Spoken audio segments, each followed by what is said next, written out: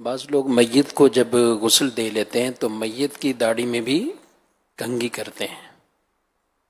میت کو اب وہ غربت اور مالداری سے کوئی تعلق تو ویسے بھی نہیں ہے، اور منع بھی ہے، کیونکہ اس سے میت کو تکلیف ہوگی. بال کھینچتے ہیں نا داڑھی سے، میت کے بال میں کنگھی بھی نہ کی جائے، کہ یہ زینت بھی ہے، اور میت کو زینت کرنا بھی یہ بھی منع ہے، اور میت کا بال توڑنا بھی منع ہے.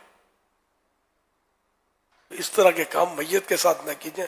شیو بناتے ہیں، اب کنگھی کروا رہے ہیں، بالکل شیو کرتے ہیں. اور اگر کوئی دولہا ہو، جیسے شادی قریب ہو، دولہا بنا کر اس کو دفناتے ہیں. بیچارے ہر کوئی عقلیں ماری گئی ہیں کہ جو برکت سنت پر عمل کرنے میں ہے وہ کسی اور کام میں ہے ہی کب. تو یہ کیا کیا کر رہے ہوتے ہیں. میت مہندیاں لگائیں گے اور داڑھی معاذ اللہ موڑتے ہیں، شیو کرتے ہیں. تو واسطہ ویسے نہ زندگی میں بھی داڑھی منڈانا حرام تھا. اب یہ بیچارے فوت ہو گئے تو اب ان کی یہ داڑھی مونڈ رہے. جو سنتیں ہیں صرف وہی اپنائی جائے، جو علماء نے لکھ کر دیا ہمیں اس پر عمل کیا جائے. بہار شریعت کے چوتھے حصے میں یہ اس کے مسائل ہیں. پھر مکتبۃ المدینہ کی ایک بہت پیاری کتاب ہے تجہیز و تکفین کا طریقہ. تو یہ بہت جامع کتاب ہے، تو کافی اس میں مسائل ہے. یہ اس کے مطابق کریں.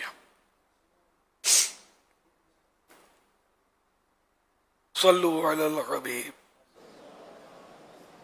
صلی اللہ علی محمد.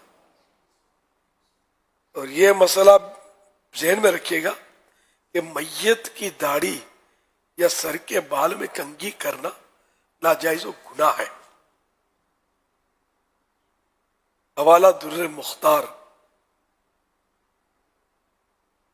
جلد 3 پیج نمبر 104.